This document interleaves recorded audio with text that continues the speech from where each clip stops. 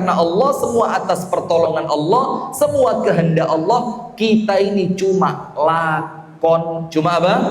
Lakon. Alhamdulillah. Salawat beriring salam semoga tercurahkan kepada uswah kita, Nabi besar, Nabi agung, An-Nabi Muhammad sallallahu alaihi wasallam, yang kemudian ada satu faidah ilmu tentang salawat. Panjenengan mangke wangsul buka tafsir ayat perintah salawat. Innallaha wa malaikatahu yusalluna 'alan nabi ya ayyuhalladzina amanu sallu 'alaihi wa sallimu taslima. Ini ayat turun pada bulan Sya'ban. Jadi ayat perintah sholawat ini oleh Allah dipilih turunnya pada bulan Sya'ban. Maka sebagian ulama mengatakan salah satu amaliyah bulan Sya'ban yang menjadikan Sya'ban itu lebih berarti, bermakna dan menghadapi Ramadan insya Allah sukses, itu salah satu kuncinya kalau masuk bulan Sya'ban memperbanyak sholawat Nabi. Baik, jamaah sekalian, kita akan berbicara 3 poin kecil-kecil saja, tidak usah yang besar-besar karena saya sendiri gak ngerti yang besar. 3 poin kecil mengenai persiapan menjelang datangnya bulan Ramadan. Nah, kalau kita ini jamaah nun sewu gitu. Nun sewu. Kalau dibandingkan umat Islam di zaman-zaman awal dulu, wis gak enek apa-apa nih blas. Jadi umat Islam akhir zaman itu ndak usah gaya tok gitu loh. Kita ini kalau bukan karena pertolongan Allah, kalau bukan karena ampunan dan rahmat Allah, sudah hancur dari zaman sebelum lahir mungkin. Tapi karena Allah sayang kepada kita, Allah mencintai kita, Allah mengapresiasi effort dan usaha kita, maka dengan itu ada yang namanya al-baqa. Baqa itu ya keberadaan kita oleh Allah, eksistensinya dijaga. Itu bukan karena kitanya, karena Islam yang melekat dalam diri kita. Nah, maka dengan itu jamaah, kalau kita lihat para sahabat Nabi, para tabi'in, para tabi'ut tabi'in, atau kalau dikasih tanda kurung para salaf. Jadi panjenengan kalau dengar kalimat salaf ini bukan kelompok pengajian. Jadi tidak usah guyang-guyung, santai mawon. Jadi kalau kita ngomong salaf, salaf itu namanya generasi 3 yang pertama, sahabat, tabi'in, tabi'ut tabi'in. Maka siapapun di antara umat Islam ini yo aslinya salaf. Cuma masalahnya ngaku apa tidak, mengklaim atau tidak. Cuma itu saja. Nah, sudah disebutkan dalam kitab Lataiful Ma'arif milik Al-Imam Ibnu Rajab Al-Hambali. Para sahabat Nabi, tabi'in, tabi'ut tabi'in itu persiapan Ramadan mulai bulan Rabiul Awal. Ketika umat Islam Indonesia masih sibuk masalah maulid Nabi, bid'ah atau tidak bid'ah, itu para sahabat wes fokus ngurusi Ramadan. Kita masih bingung, maulid Nabi bid'ah, bid'ah ini, bid'ah neraka, dolala finnar. Ketika kita masih sibuk urusan itu, maka orang-orang pilihan itu pikirannya sudah jauh 6 bulan ke depan wes kepikiran Ramadan. Kita hitung Rabiul Awal, Rabiul Tsani, Jumadal Ula, Jumadal Tsaniyah, Rajab, Sya'ban. 6 bulan. Jadi mereka itu hidupnya hanya Ramadan. Tok. 6 bulan menjelang Ramadan doa, Allahumma ballighna Ramadan. Ya Allah, sampaikan kami pada bulan Ramadan. 6 bulan menjelang. 6 bulan setelah Ramadan, Syawal, Dzulqa'dah, Dzulhijjah, Al-Muharram, Shafar dan seterusnya, 6 bulan. Apa yang mereka lakukan? Tetap fokusnya Ramadan. Allahumma taqabbal minna Ramadan. Ya Allah, terimalah Ramadanku yang lalu. Jadi setahun full doa mereka itu tidak pernah lepas dari Ramadan. Nah, jadi kalau kita mau nyuntuh mereka 100%, ya kalau bisa begini. Tapi kalaupun tidak sama secara percis 100%, minimal turun sedikit. Turun sedikit itu kata Ibnu Rajab, Itu persiapan Ramadan mulai Rejab. Rejab itu berarti bulan lalu. Iya, bulan lalu. Sekarang kan ruah. Anda ngerti ruah enggak? Anda taunya kuah rawon. Ruah itu ya Sya'ban ini ya. Maka kata Ibnu Rajab, paling apes kalau kepingin Ramadannya sukses, persiapannya itu mulai Rejab. Sampai Ibnu Rajab menukil ucapan para tabi'in, mereka bilang apa? Rajab syahru zar'in. Rejab wancine tandur. Rejab bulan apa? Tandur, nanam. Tapi yang ditanam nanti, yang tidak loncat-loncat.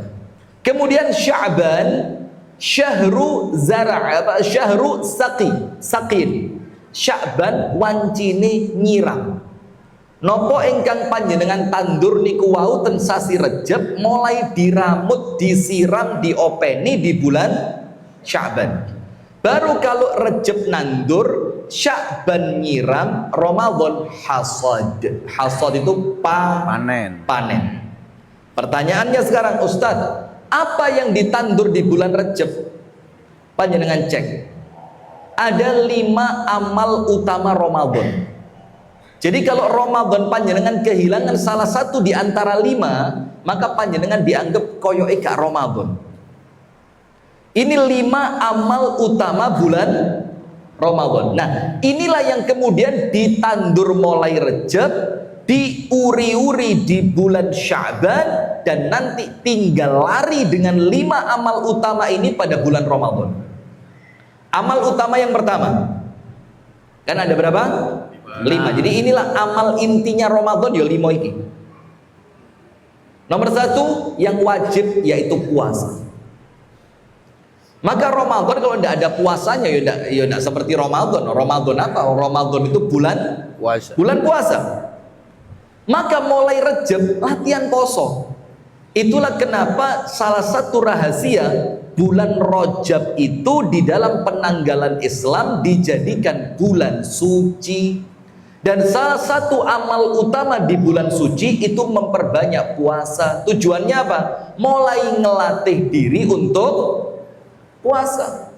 Nah, kalau orang nggak pernah latihan, ya itulah yang muncul hari pertama lali, hari kedua lali, hari pertama sarapan, hari kedua panggang sarapan. Kenapa kok Ramadan masih lupa? Nggak punya persiapan. Bahkan ada yang nanti malam terawih, ba'da asar baru tahu, loh kok bengi terawih? Kok cepet ya? Menungso model ini kok ya urip. Ini Masya Allah. Ini tugasnya Al-Falah ini. Ini tugasnya Al-Falah untuk memperbaiki. Nah, sudah? Maka amal pertama adalah puasa. Karena puasa itu hukumnya apa? Wajib. Maka mulai Rejab banyakin puasa. Sya'ban, Ibunda Aisyah bilang apa? Tidak pernah saya lihat Nabi Muhammad poso lebih banyak setelah Ramadan kecuali di bulan Sya'ban. Terus ada hadis, idzan tasafa Sya'ban fala tasumu. Kalau Sya'ban sudah masuk separuh yang kedua, jangan puasa. Larangan ini oleh para ulama dikompromikan karena hadisnya bermasalah. Kalaupun hadisnya kuat, para ulama mengatakan larangan berpuasa setelah lewat separuh Sya'ban itu untuk orang yang sebelum Sya'ban gak tahu poso. Maka jangan golek perkara. Ini sudah deket Ramadan lah kok gaya-gayaan mau poso. Nanti masuk Ramadan Anda di PKU Muhammadiyah. Sudah tidak kuat puasa sudah. Karena apa? Ini tidak pernah puasa, sok-sokan mau puasa. Nah, maka kalaupun Anda mau memperbanyak puasa, ini bulannya. Tujuannya apa? Bukan memuliakan sekedar bulan ini, tapi karena kita mengagungkan Ramadan, mempersiapkannya mulai jauh-jauh hari puasa. Nomor 2, apa amal utama Ramadan? Terawih. Maka tidak lucu kalau orang itu Ramadan terawih tidak masuk program agenda unggulan. Tidak ada. Sampai Nabi Muhammad itu terawih berjamaah. Bukan berarti sebelumnya tidak pernah sholat tahajud. Wajib tahajud untuk Nabi itu hukumnya wajib. Tapi ketika Ramadan, Nabi Muhammad ingin menghimpun umat supaya ketahuan iki loh ono syiarnya. Ramadan itu beda dengan bulan yang lain. Maka malam pertama Rasul jamaah taraweh, malam kedua Nabi Muhammad jamaah taraweh, malam ketiga jamaah taraweh, malam keempat para sahabat nunggu Nabi, ternyata Nabi tidak keluar untuk sholat jamaah. Ketika besok subuh Nabi Muhammad mengatakan apa? Tidak ada yang menghalangi saya untuk terawih bareng kalian, kecuali kalau malam keempat saya keluar lagi, kelima, keenam, ketujuh, saya khawatir terawih ini nanti oleh Allah dihukumi menjadi wajib. Kalau nanti wajib, kalian merasa terbebani. Nah, maka amal utama kedua terawih. Ikhtiarkan terawih no bolong. Sukses kan? Nomor 3, amal utama Ramadan itu apa? Al-Quran. Sampai Imam Malik, guys, Imam Malik itu tidak seperti kita ini sekarang, Ustaz. Imam Malik itu satu hari itu majelis taklimnya 8 sampai 15. Paling apes 8, paling akeh 15. Kalah kamu. Antum kalah, Ustaz. Kalah, cuma baru 5 sih. Baru 5 sehari. Iya. Masya Allah. Ini Imam Malik minimal 8, maksimal 15. Taklimnya dalam satu hari. Itu mulai tafsir, hadis, fikih, sirah, semuanya itu dibahas oleh Imam Malik. Ketika masuk bulan Ramadan, kita kualik. Kita ini Ramadan buka puasa ceramah. Ba'da zuhur kultum.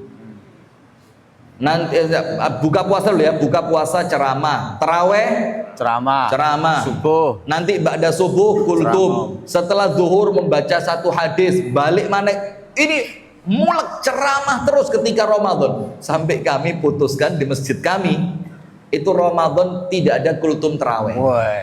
Tapi ya memang roto agak ya kayak panik kok gak pantes ya taraweh raine kultume. Tapi subhanallah ketika kita amati nun sewu nggih, banyak penceramah taraweh itu kendalanya macam-macam. Nomor 1, materinya terulang dan tidak komunikatif. Jadi ceramah taraweh itu kayak orang baca buku. Disebutkan di dalam kitab Al-Adhkar Imam Nawawi bahwasannya bulan Ramadan ini adalah bulan di mana ini jamaah itu disengaja dibanter nih ngandani penceramah sampai gak enak gitu. Itu sengaja itu, maka penceramah itu ya kudu peka gitu. Nah, sudah, maka Imam Malik ketika masuk bulan Ramadan semua majelis taklimnya tutup. Terus Imam Malik bilang apa? Hadza syahrul Quran. Ini bulannya kita fokus dengan Al-Quran. Maka kajian-kajiannya diganti, tahsin, murajaah Al-Quran.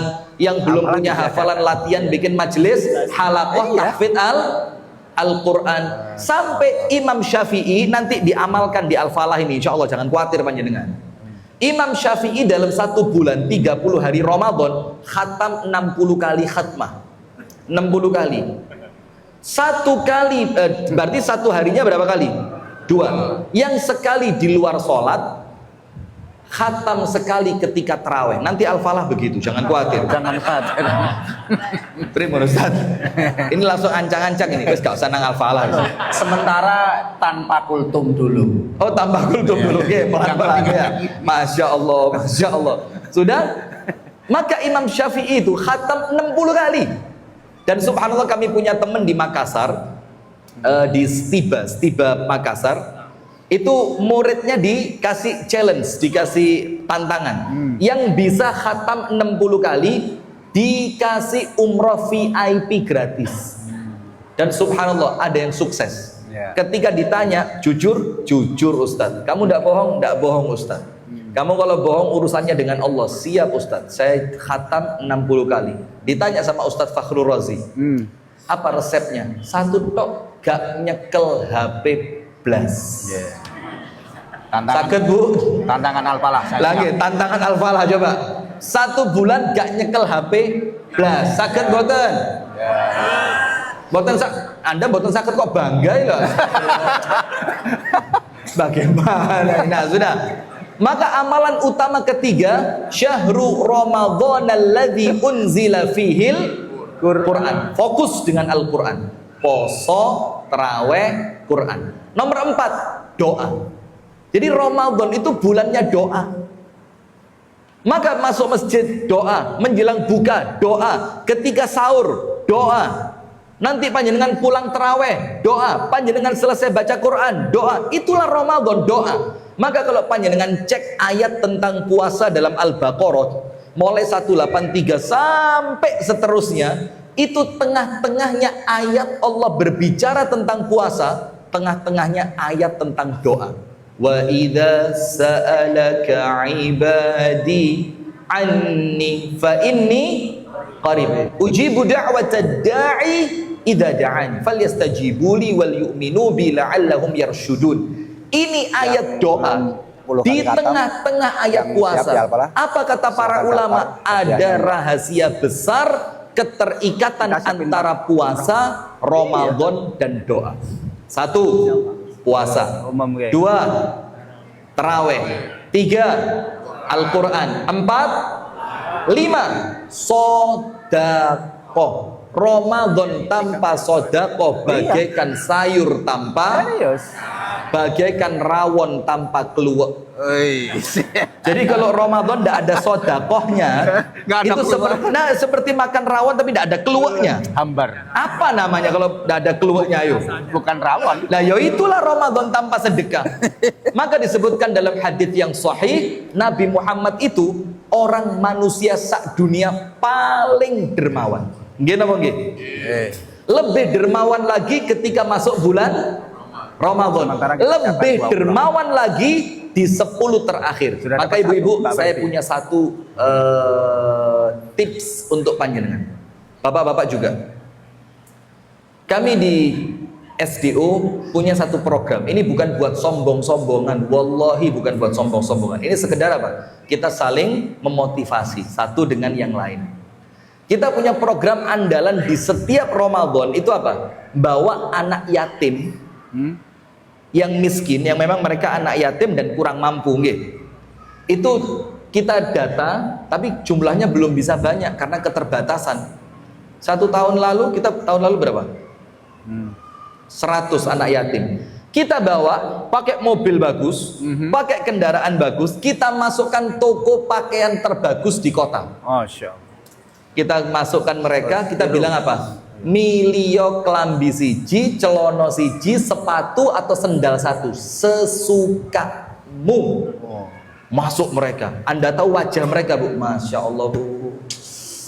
Itu nggarin Brebes mili kalau diceritakan. Itu muka mereka yang mereka sebelumnya mikir, wah riyoyo gak koyok kancaku, raiso klambi anyar, ibuku ra kuat nukokne kelambi. Ternyata panjenengan datang ketika anak panjenengan Anda masukkan ke toko, Anda nyangking satu anak yatim. Nyoli, podo bareng be anakku, milio sak senengmu, baju 1, celana 1, sepatu atau sendal. Itu Masya Allah. Nah, untuk bisa program seperti itu ada caranya. Karena kita ini kan sedekah langsung akeh gak kuat ya. Ini kan wajah melarat-melarat semua. Maaf, guyon ya. Saya tadi barusan dari Banjarnegara, itu Pak Lurahnya curhat. Jadi ada dana desa kan? Dana desa itu oleh lurahnya dibagi-bagi rata. Yo guru ngaji dapat, pegawai honorer, pokok didom roto. Qadarullah tahun ini dengan adanya, boleh enggak ngomong di sini ya? Enggak apa. Panjenengan enggak apa-apa, saya yang enggak, saya yang khawatir ini. Nah, setelah adanya Koperasi Merah Putih itu dana desa dipotong sampai 700 juta. Padahal dana desanya 1M per tahun, 1M. Itu dipotong 700 untuk Koperasi Merah Putih. Terus lurahnya ngomong sambil rotok ndredeg ngomongin. Sambil kayak nahan-nahan nangis gitu. Dia bilang apa? Ini saya umumkan mumpung panjenengan kumpul sedoyo, dana desa dari yang 1M cuma tersisa 300 juta. Jadi untuk Bapak Ibu guru ngaji yang sebelumnya dapat nun sewu nggih, mohon maaf ngapunten kata beliau. Tahun ini terpaksa harus kita kurangi jumlahnya dan uang yang kami berikan. Masya Allah, lihat. Nah, maka untuk kita Pak, Kalau saya punya cara, saya pribadi amalkan di rumah. Saya ambil satu kotak kayak kotak amal masjid gitu, kaleng masjid, atau Anda pakai apa gitu? Saya tulis di bawahnya, sedekah harian di pentong akhir Ramadan. Ngerti di pentong? Di pentong itu apa? Aduh, Anda deso Anda. Di pentong itu kalau Anda punya tabungan, tabungannya dipecah itu loh. Bayam. Kepro. Apalagi Bu? Ayo Bu. Istilahkan untuk suami Anda Bu. Bogem bagus. Masya Allah. Luar biasa loh. Sudah? Itu masukkan per hari. Berapa ya? Monggo kerso 5.000, 10.000, 20.000. Lepas enek rezeki 1.000. Lepas gak enek rezeki mungkin 20.000. Nanti dibukanya sehari menjelang Idul Fitri. Dipecah, prak. Setelah dipecah, jumlahnya kan lumayan. Kalau 100.000, petang 100.000. Gunakan apa?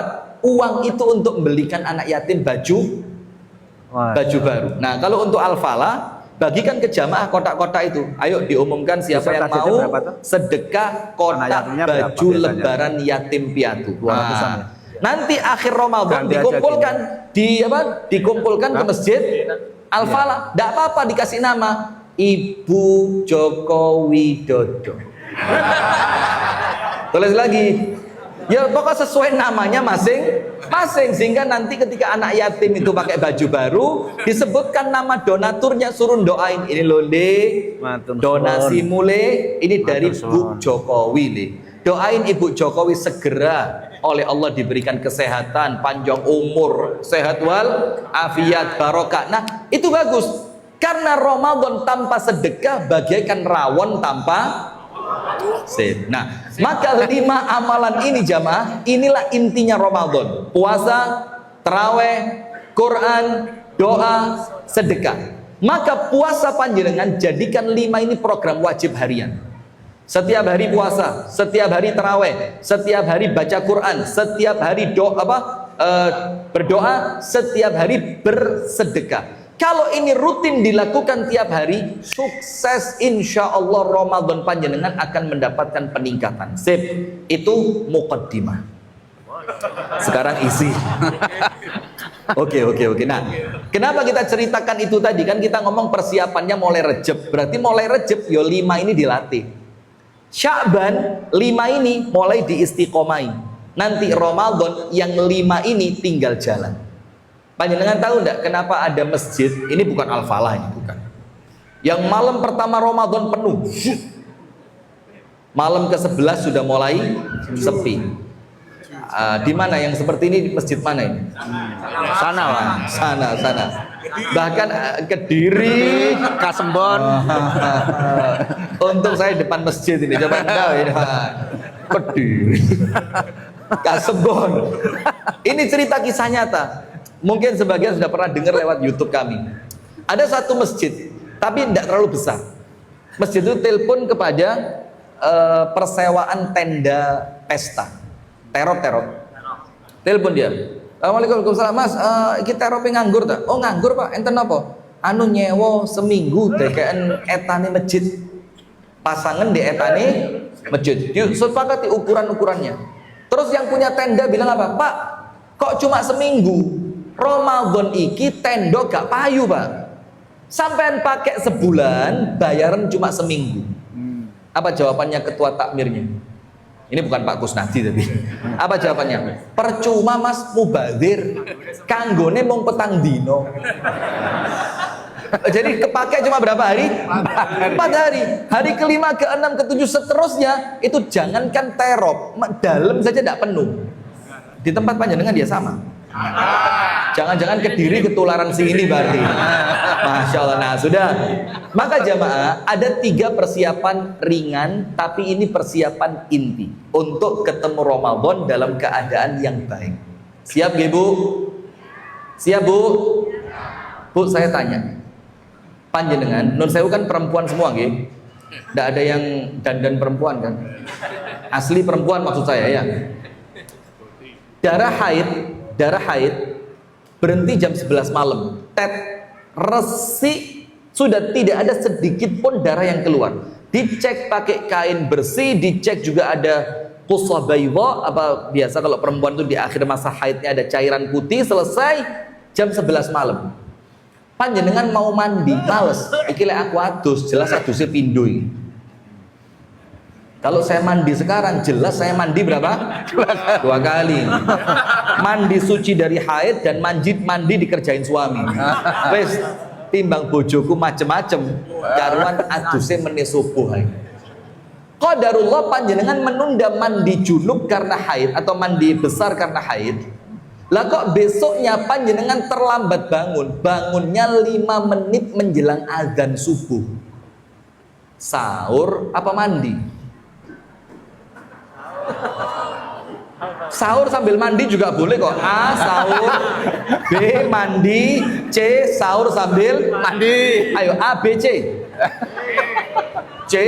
Ngawur. Anda sahur sambil shower naik. Kan ya tidak mungkin. Coba Bu, sahur apa mandi? Ngawur. Pol. Ini kalau agama itu diserahkan kepada yang bukan ahli. Jawabannya apa? Sahur. Oke, pegang sahur. Sementara kalau Anda belum suci dari darah haid, Anda belum mandi, Anda dianggap masih belum suci dari haid. Maka perempuan yang kering darah haidnya, darah haidnya kering, tapi dia belum mandi, dianggap belum suci, maka belum boleh hubungan suami istri. Apa yang terjadi? Berarti kalau dia puasa, puasanya tidak sah. Berarti wajib sudah mandi sebelum azan subuh. Berarti kalau kejadiannya seperti itu, melehnya mandi. Karena kalau kedisian azan Anda belum mandi, maka Anda tidak boleh puasa hari itu, karena dianggap masih dalam keadaan haid. Paham Bu? Oh, ada sekarang bapak-bapak jawaban Mbak, jangan malu-maluin Mbak. Jangan ini ulama semua ini, Masya Allah, mujtahid ini. Malam hubungan suami istri, ya, terutama yang baru nikah subuh kemarin. Kalau mau nikah kate poso ya rabi nih, Masya Allah. Kalau saya boleh usul, nikah itu Syawal hari kedua. Jadi riyoyone pindu.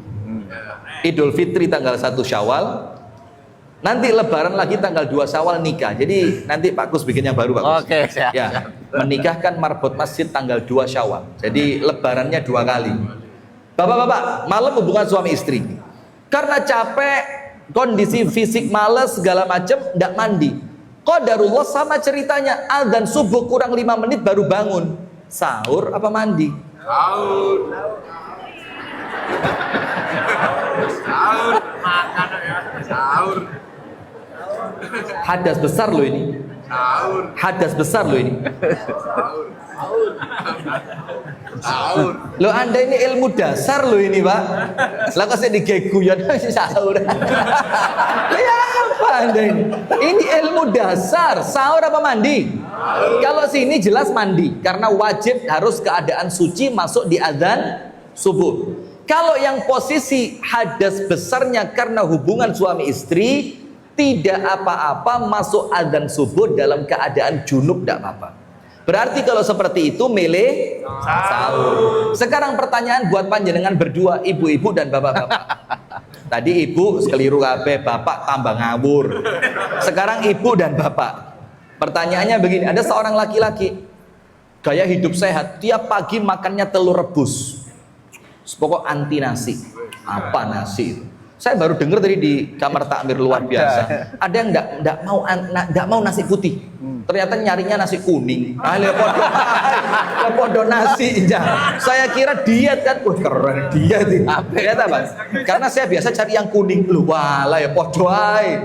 Sudah. Ini pertanyaan buat laki-laki dan perempuan. Makan dia pagi. Lupa kalau puasa hari pertama telur pertama dimakan. Sur mulai rodok. Seret.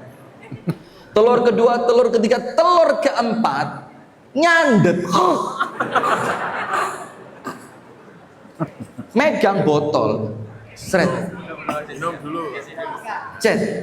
Lah kok pas mau minum dalam keadaan keseretan, eling lek poso. Boleh minum apa enggak? Ini ilmune sapa wong poso oleh ngombe itu Masya Allah. Boleh minum apa ndak? Rusak tak? Lo Anda ini ikut ulama mana? Orang puasa boleh minum itu lo, ikut ulama siapa? Boleh apa ndak? Nggak boleh, bagus Bu, menisan mati ya. Nggak boleh. Ini loh, ini Islam kuat yang ini asli. Mati Pak, ya. dengan Islam KTP. Nah, sekarang pertanyaannya, hukum awalnya nggak boleh minum. Karena memang dia dalam keadaan puasa dan ingat. Maka hukum awalnya boleh apa enggak? Enggak boleh. Tapi karena kondisi darurat, kalau tidak minum dia bakal koid, maka saat itu dia boleh minum. Pertanyaan berikutnya, posone batal napa mboten? Batal. Lah ini pertanyaan dasar kok. Batal mboten? Ini paling enak jawab ngawur, itu yang paling enak sudah. Ada satu makalah dalam fikih, orang sak donya sing paling selamat itu awam. Itu paling selamat karena kalaupun salah gak diamuk be Gusti Allah. Jadi panjenengan pertahankan keawaman panjenengan ya.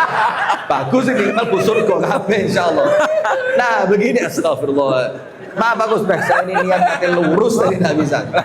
Begini. Batal apa tidak? Hukumnya batal. Karena dia minum dengan sengaja dalam keadaan ingat pada waktu puasa Ramadan. Tapi dia batal dalam keadaan tidak berdosa. Walaupun minumnya dengan sengaja. Batal tapi tidak berdosa. Nah, jadi kalau Anda kepingin batal dan tidak berdosa, ini tutorialnya. Ini di sini tutorialnya ya. Jadi bukan tutorial jemping toh. Ini tak urui batal gak dosa panjenengan. Jarang ulama cerita begini itu jarang.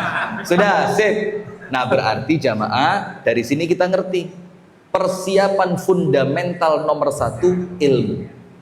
Persiapan apa? Ilmu. Maka subhanallah kami sudah jalan 6 tahun lebih itu punya agenda rutin khataman kitab fikih Ramadan. Itu keliling di sekitaran Kediri.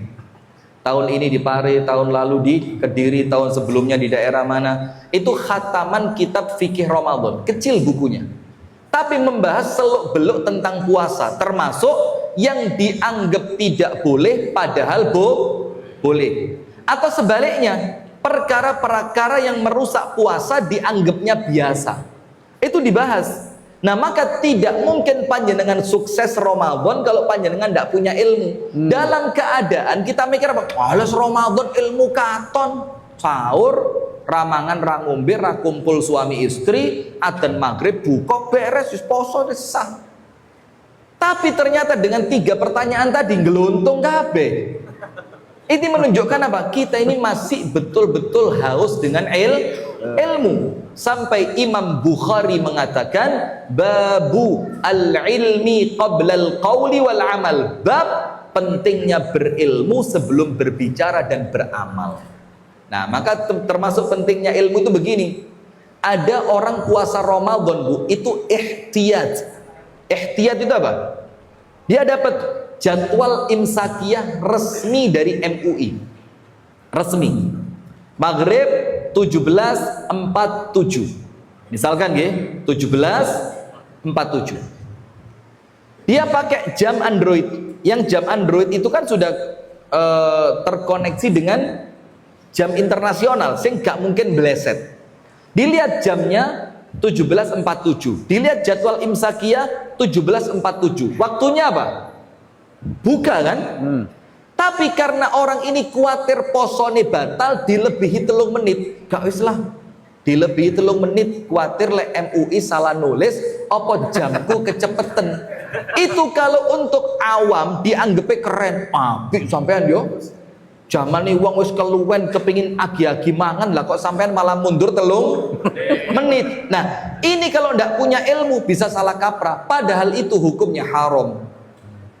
Bahkan orang yang di jalan di mobil, kendaraan atau yang lainnya. Sudah masuk waktu maghrib, adzan maghrib, terdengar adzan sudah waktunya buka, di mobil tidak ada apapun yang bisa digunakan untuk membatalkan buka puasanya.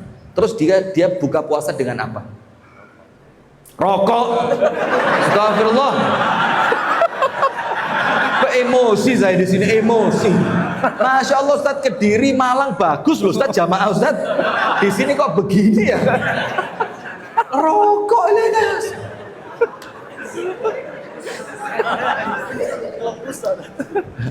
Tidak ada apapun di mobil, tidak ada air, tidak ada snack, tidak ada roti, bahkan di perempatan jalan biasa ada orang berbagi takjil juga tidak ketemu. Padahal sunnahnya buka puasa itu disegerakan. Anda buka dengan apa? Tidak ada kurma. Astagfirullah. Sabar. Astagfirullah. Loh saya bilang tidak ada kurma itu loh. Astagfirullah ya Allah.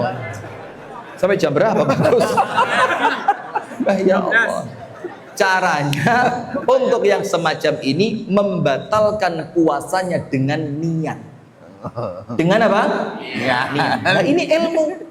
Loh kalau panjenengan tidak ngerti, gak duwe niat, Anda kehilangan afdolnya puasa dengan membatalkannya di awal waktu. Anda kehilangan keutamaan itu karena Anda belum memiliki ilmunya. Tapi kalau sekarang ilmu itu menuntut untuk dipraktekkan. Jadi nanti menjelang maghrib metua pakai mobil. Jangan bawa apa-apa wis. Wis metua keliling aja. Tujuannya apa? Karena ilmu itu harus diamalkan. Nah, maka dengan itu jamaah nomor 1, persiapan terbaik ilmu. Persiapan apa? Ilmu. Supaya Ramadhane mantep, atine jejeg, sehingga Anda ibadah tidak dalam keadaan penuh dengan keraguan. Oleh porayo batal porayo. Nah seperti itu. Maka persiapan pertama apa? Ilmu. Nomor 2, persiapan yang terbaik menjelang Ramadan itu persiapan hati. Persiapan apa? Hati. Nun sewu nggih. Ibu-ibu jujur, bohong iki masjid. Jadi dosa kecil saja kalau dilakukannya di masjid jadi besar. Apalagi bohong itu dosa besar. Kalau dilakukan di masjid langsung neraka tanpa hisab, tanpa adab. Oh, bukan tanpa adab ya, langsung ini. Ayo Bu, yang punya musuh angkat tangan. Angkat tangan sing duwe musuh. Bojone. Ya Allah, Abu Sanum seragen terakhir ini ya, seragen terakhir. Mengkhawatirkan. Bu, nur sewu, yang punya masalah dengan orang lain tidak saling menyapa. Ada apa ganjelan di dalam hati, ada sangkut paut yang lama tidak tertunaikan kemudian akhirnya menjadi permusuhan. Angkat tangan yang punya seperti itu, angkat tangan. Kayaknya belas. Malaikat. Solihatun qanitatun mu'minatun hafizatun lil ghaib. Luar biasa. Tidak ada? Masya Allah. Ibu-ibu tahu ya ciri orang munafik itu, Bu? Ciri orang munafik tahu, Bu ya? Ya, saya cuma mengingatkan saja. Sudah. Maka termasuk persiapan hati jamaah itu ngeresii hati dari kebencian kepada orang lain. Dalilnya nomor 1. Kalau kita buka HPT Muhammadiyah, himpunan putusan tarjih, tentang malam nisfu Sya'ban. Dalam HPT ditulis apa? Tidak ada amal khusus apapun. Tidak ada. Tidak ada sholat sekian rakaat, tidak ada membaca surat ini dibaca sekian kali, tidak ada kemudian harus melek dengan membaca wirid ini sekian ratus kali, tidak ada. Tapi kemudian Asy-Syaikh Al-Albani mengatakan ada satu tok hadis yang kuat tentang nisfu Sya'ban. Dan nanti kita ambil hikmahnya tentang ngeresii hati. Apa hadis itu yang kata Syekh Albani merupakan hadis yang kuat? Rasulullah bersabda sallallahu alaihi wasallam, "Yattali'ullahu ta'ala rabbuna ila jami'i khalqihi fi lailatin nisfi min Sya'ban. Allah Ta'ala memandang semua makhluknya di malam nisfu Sya'ban. Kuwabe sama Allah dilihat. Tapi maaf, dalam penjelasannya para ulama, yang dipandang oleh Allah adalah mereka yang ibadah. Kalau tidur ya enggak. Dipandang ketika mereka ibadah. Dan orang-orang yang oleh Allah dipandang tadi, fayaghfiru kullahum. Allah ampuni semua dosa mereka. Penggalangan di malam buka puasa di sini nisfu Sya'ban. untuk Terus ditambahi sama Nabi Muhammad, tapi ada dua orang yang tidak katut dalam ampunan itu. Siapa yang tidak dapat ampunan malam nisfu Sya'ban? Nomor satu, musyrik. Orang yang melakukan dosa syirik. Itulah kami sampaikan. Dakwah Muhammadiyah itu Pak, dari awalnya berdiri Muhammadiyah itu dakwah tauhid. Dakwah apa? Tauhid. Tauhid. Maka warga Muhammadiyah tidak asing dengan kalimat syirik, itu tidak asing, tidak alergi, karena dari awal dakwah kita itu anti TBC. Gimana mungkin? Karena apa? Memang kesyirikan ini dosa besar yang paling membinasakan, bahkan Allah tidak ridho dengan itu. Nah, maka yang pertama yang tidak diampuni oleh Allah, orang yang ngelakoni syirik dan belum tobat. Nomor dua, kalau syirik insya Allah kita, insya Allah enggak lah ya, insya Allah tidak mungkin lah kalau panjenengan syirik itu kayak wis jauh lah. Mudah-mudahan Allah selamatkan kita sampai kita wafat, amin. Amin, amin, amin. Tapi yang kedua ini yang medeni. Apa yang kedua? Musyahin, orang yang bermasalah dengan orang lain dan belum saling memaafkan. Malaikat tanya kepada Allah, ya Rabbi, dua orang ini tidak kami hapus dosanya. Allah katakan jangan dihapus. Malaikatnya tanya, ila mata ya Rabbi, sampai kapan ya Allah dosanya tidak boleh saya hapus? Napa jawabannya Gusti Allah? Hatta yastaliha, sampai keduanya. Ini yang belajar bahasa Arab insya Allah ngerti. Ini bukan hatta yasluha. Kalau yasluha itu sampai mereka berdamai, tapi enggak. Allah tambahi, Rasul tambahi kalimat to, yastaliha. Dalam bahasa Arab, ziyadatul huruf ziyadatun fil ma'na. Ketika ada tambahan huruf, maka ada penekanan dalam sisi makna. Maka kalimat yastaliha, berdamai dengan penuh ketulusan hati. Kalau enggak, sama Allah enggak diampuni. Coba, berat apa enggak ini? Sekarang Ustadz, apa kaitannya ini dengan ngeresi hati? Itu Allah memberikan kepada panjenengan fasilitas supaya nanti masuk Ramadan hati panjenengan sudah bersih. Maka diawali semenjak nisfu Sya'ban. Sekarang Ustadz, apa cara membersihkan hati menjelang Ramadan? Cuma satu. Ganjel tobat. Apa? Saya ganjel itu tidak pernah tahu saya. Suatu hari ketika saya naik mobil ke Batu sama anak saya, jalanannya curam begini, terus anak saya kecil di belakang teriak, ganjel ganjel ganjel. Apa ganjel? Tidak ngerti saya Ustaz. Sampai saya tanya ke istri saya, apa ganjel dibukain YouTube saya. Oh walah. Sopir truknya mau bleset mundur mau masuk got, lah kok kernetnya ndak kunjung turun, kernetnya santai ndek begini, ganjel turun ini tadi goleki ganjel gak peduk sampai truknya bleset, akhirnya apa? Nah, itu. Tapi kalau kita ini bukan ganjel kalau kita ini tobat. Sekarang Ustadz, apa pentingnya tobat? Begini jamaah, antum buka kitab Imam Ibnul Qayyim Al-Jauziyah berjudul Al-Jawabul Kafi liman sa'ala 'anid dawa'i syafi, ad-da'u wad-dawa. Dalam kitab tersebut jelas Ibnul Qayyim mengatakan dengan dalil yang sangat banyak, tidak ada perkara apapun yang paling memberatkan seorang manusia untuk ibadah kecuali dosa. Kecuali apa? Dosa. Sementara Ramadan kita mau apa? Ibadah kan? Kita mau puasa, kita mau tarawih, kita mau baca Quran, kita mau sedekah, kita mau silaturahim, kita mau i'tikaf, kita mau berdoa, kita mau pokok Ramadan itu ibadah. Bagaimana mungkin Ramadan panjenengan sukses kalau hati panjenengan belum dibersihkan dari beban dosa? Maka persiapan salah satu yang paling penting ngeresii hati dari dosa, maksiat dan kekhilafan dengan melakukan taubat kepada Allah Subhanahu wa taala. Penutup yang ketiga, ini penutup bagian pembukaan yang pertama. Apa persiapan terbaik? Nomor 1, ilmu. Nomor 2, persiapan hati. Nomor 3, niat. Nomor 3 apa? Niat. Innamal a'malu binniyat. Sekarang begini, Pak. Panjenengan tak kasih cerita nggih. Ini kisah nyata dan saya saksi dalam cerita itu. Saya ada dalam cerita itu.